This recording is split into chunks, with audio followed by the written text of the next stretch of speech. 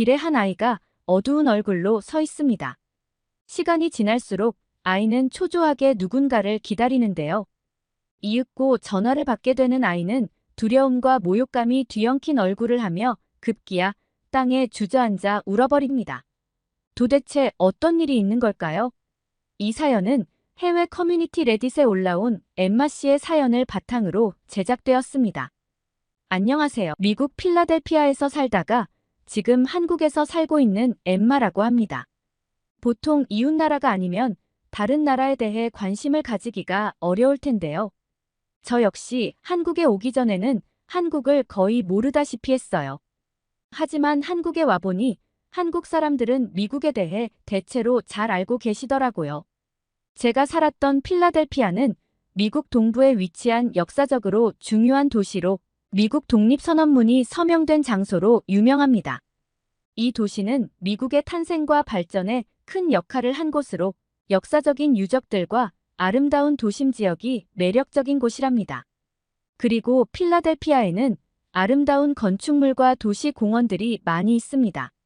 벤자민 프랭클린 공원은 중심부에서 미술관, 박물관, 문화시설들이 연결된 공원으로 자연과 문화를 즐기기에 좋은 장소인데 만약 필라델피아에 올 기회가 있다면 꼭 들러보세요.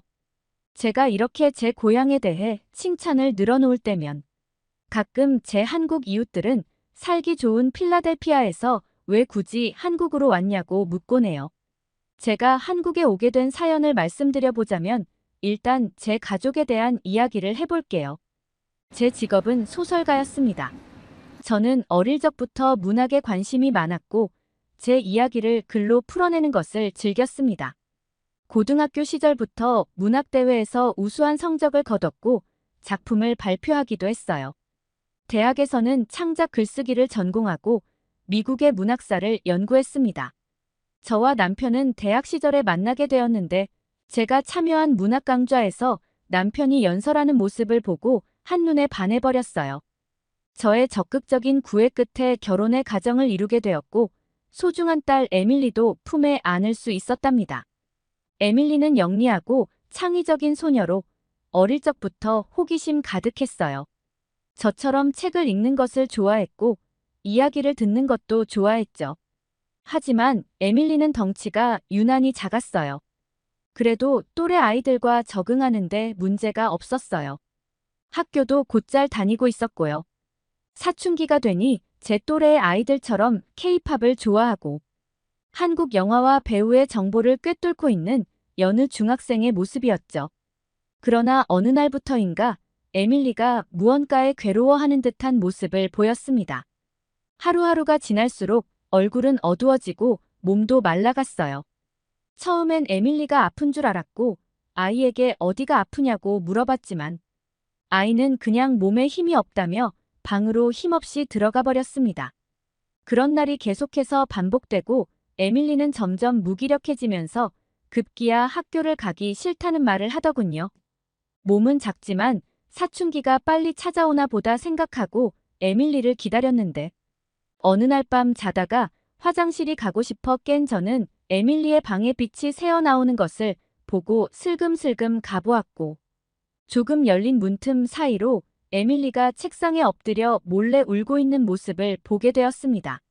저는 가슴이 무너지는 줄 알았어요. 그저 사춘기 소녀로만 생각을 했는데 학교에서 무슨 일을 당한 것이 틀림없다는 생각을 했죠. 당장 방문을 열고 들어가 에밀리에게 무슨 일이냐고 물었지만 에밀리는 한참 동안 말을 하지 않더라고요. 속은 타들어갔고 답답하고 속상한 마음에 저도 미칠 것만 같았습니다. 1시간가량 울고 난 에밀리는 드디어 입을 떼기 시작했는데 정말 생각지도 못한 말을 꺼냈습니다. 에밀리는 왕따를 당하고 있다고 했습니다. 아니 내 딸이 왜 그런 일을 당했는지 이해할 수가 없었습니다. 사건의 발단은 에밀리의 친구 레이첼이었는데요. 한 번은 에밀리가 학교에서 친구들과 함께 프로젝트를 수행하는 과정에서 레이첼과 갈등이 생긴 적이 있다고 했어요. 그때 친구들과 프로젝트에 대한 아이디어 회의 중에 에밀리는 자신의 의견을 말했는데 같은 팀원 중 한 명이었던 레이첼은 에밀리의 아이디어를 받아들이지 않고 자신의 것을 강조했다고 합니다. 이유 없이 반대만 하는 레이첼의 모습에 에밀리도 일부러 자기 주장을 굽히지 않았는데 그 과정에서 서로 마음이 상하게 된 거죠. 나중에 알고 보니 레이첼은 친구들에게 에밀리에 대한 험담을 늘어놓으며 에밀리를 질투하고 있었더라고요. 그래서 일부러 에밀리의 아이디어를 받아들이지 않았던 것이었습니다. 레이첼은 에밀리를 몰래 질투해왔고 에밀리가 빛을 발하는 것을 보는 것이 싫었던 모양입니다. 그날 이후 레이첼은 에밀리에게 더욱 심하게 대하기 시작했대요. 레이첼은 에밀리를 무시하기도 했고 심지어 에밀리의 비밀을 다른 친구들에게 폭로하기도 했어요. 게다가 에밀리를 수시로 불러내서 폭언을 하기도 했고 다른 친구들과 어울리면 가만두지 않겠다고도 협박을 했다고 하네요. 친구의 배신으로 인해 에밀리는 큰 상처를 받았고 자신을 외롭고 무력하게 느끼기 시작한 거였어요. 내 딸이 그토록 슬픔과 무기력함에 휩싸여 있을 줄은 상상조차 못했습니다. 에밀리의 상황을 알아챈 저는 당장 레이첼의 부모님과 학교에 항의를 했고 이 일을 만천하에 드러나게 했어요. 그리고 레이첼이 에밀리에게 사과를 하게 했고 레이첼은 이 일로 학교에서 징계도 받았습니다. 그렇게 모든 것이 해결된 줄만 알고 있었어요. 그런데 시간이 지나도 에밀리에게서 원래의 밝은 모습을 보기 어려웠어요. 에밀리는 불면증에 시달렸고 아침에는 일어나는 것조차 버거워했습니다. 에밀리의 눈 속에는 고통과 슬픔이 서려 있었고 그것을 보는 것만으로도 마음이 아프기만 했습니다. 에밀리는 정상적인 일상생활이 불가했고 급기야 등교를 거부하기 시작했죠. 날이 지날수록 에밀리의 상태는 더 안 좋아졌고 아무래도 에밀리가 마음의 병을 앓고 있는 것 같아 보였습니다. 상황의 심각성을 깨달은 저희 부부는 딸을 병원에 데려갔고 몇 가지 검사 끝에 에밀리가 심한 우울 상태라는 진단을 받게 되었어요. 우울증으로 그동안 에밀리가 얼마나 힘들었을지 생각하니 가슴이 미어졌습니다. 그날부터 우리 부부는 에밀리의 우울증을 치료하기 위해 노력했어요. 의료 전문가들의 도움을 받았고 에밀리는 우울증 약도 지속적으로 복용도 했지만 그것만으로는 증상이 좋아지지 않았어요. 딸을 위로하고 지지했지만 내 딸은 외로움과 자책감에 휩싸여 있었고 저 또한 그동안 딸에게 너무 무심했던 것 아니었을까 하는 죄책감에 시달렸습니다. 금방이라도 에밀리가 어떻게 될까봐 매일이 살얼음판을 걷는 기분이었습니다. 우리 부부는 아이를 위해 어떤 방법을 써서라도 에밀리에게 행복을 되찾아주겠다고 다짐했고 머지않아 남편은 과감하게 회사에 휴직계를 내고 왔습니다. 그리고 조금 길게 가족끼리 여행을 다녀보자고 했죠. 하지만 그런 저희의 노력이 무색하게 그동안 외톨이처럼 혼자 생활한 지 오래된 에밀리는 딱히 하고 싶어 하는 것도 없다며 그냥 방에만 있겠다고 고집했어요. 그런 에밀리를 어떻게든 세상 밖으로 나오게 하려고 방법을 찾아보았습니다. 어느 날 남편은 에밀리가 건강했을 때 좋아했던 K-팝의 본고장인 한국으로 여행을 가보는 것이 어떻겠냐는 제안을 했고 저도 뭐라도 해보자며 에밀리를 설득하여 한국으로 긴 여행을 가게 되었습니다. 사춘기 시절 부모와 함께하는 여행인데다 한국이라는 낯선 곳이어서인지 비행기를 탈 때만 해도 에밀리의 표정은 그리 밝지 않았어요. 한국에 온 우리 가족은 에밀리가 좋아할 만한 다양한 활동들을 계획했어요. 먼저 전통 한복을 입고 경복궁을 구경하기로 했어요. 경복궁의 아름다운 건축물과 정원을 배경으로 에밀리의 멋진 사진도 많이 찍어줬어요. 사진이 예쁘게 나오니 에밀리도 좋아하더라고요. 다음으로 명동에 있는 올리브영에 가서 에밀리가 좋아하는 화장품도 구경하고 사줬습니다. 몰랐는데 한국산 뷰티 제품들이 세계에서도 유명하다네요. 미국에서 사려면 힘든데 한국에서 직접 사니 좋다며 시간 가는 줄 모르고 구경하더라고요. 또 에밀리가 카카오 프렌즈 캐릭터를 좋아하니까 카카오 프렌즈 샵에 들러서 귀여운 굿즈들을 사기도 했어요. 라이언, 어피치 등 다양한 캐릭터 상품들을 구경하며 즐거운 시간을 보낼 수 있었습니다. 그리고 어느 날엔 남산 케이블카를 타고 남산에 올라가서 서울의 전경을 감상하는 것도 계획에 넣었어요. 남산타워에서 서울의 아름다운 야경을 보았는데 정말 잊을 수 없는 날이 되었죠. 남산에서 에밀리는 저희 부부에게 고맙다고 말했어요. 자신을 위해 엄마 아빠가 이렇게 노력하는 모습을 보니 자기가 더 힘을 내야겠다고 말했죠. 그 말을 듣는 순간 코끝이 찡하게 아려왔습니다. 희망이 보였거든요. 우리 부부의 진심이 에밀리에게 닿은 모양이었어요. 금방이라도 예전에 밝았던 에밀리로 돌아올 것만 같았죠. 우리 가족은 한국에서의 꽤 오랜 시간을 머물렀기에 에밀리가 할 수 있는 것이라면 다 해주고 싶었어요. 평소 에밀리가 좋아했던 한국 가수의 콘서트에도 데려갔습니다.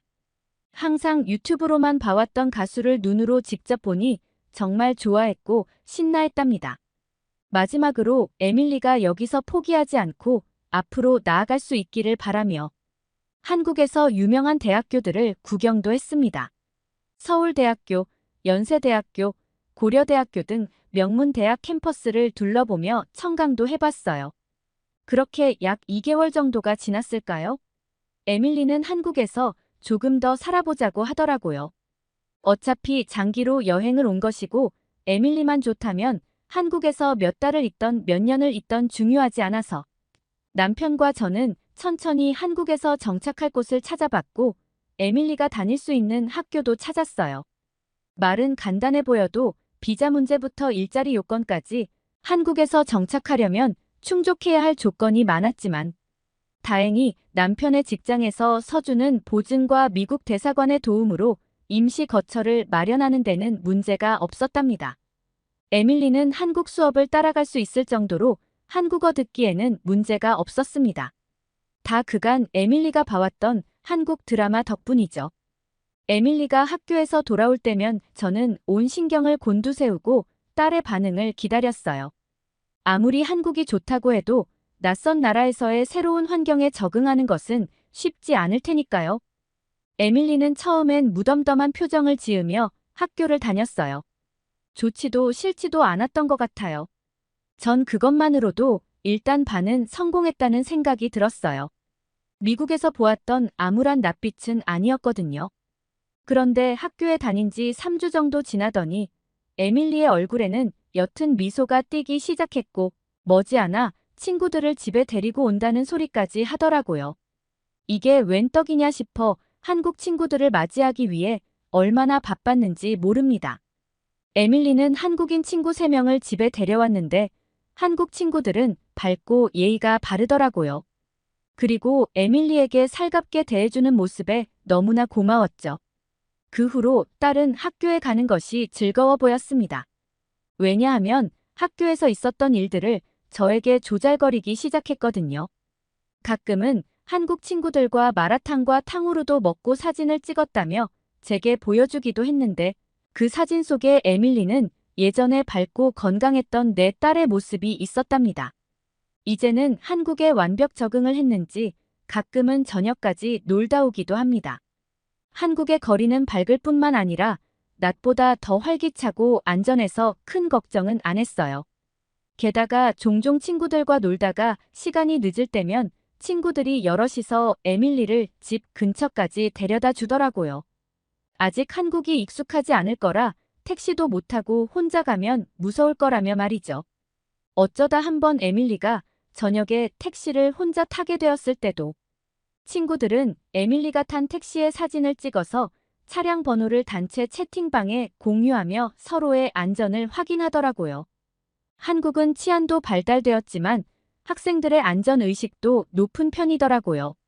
이제 저희 가족이 한국 생활을 한 지 1년이 넘었네요. 그동안 에밀리는 어떻게 되었냐고요? 한국에 온 후 에밀리는 인생 판도가 바뀌어 버렸다고 해야 할까요? 더 이상 심한 우울과 무기력에 빠진 에밀리의 모습을 찾을 수가 없습니다. 예전보다 더 밝고 명랑한 것 같아요.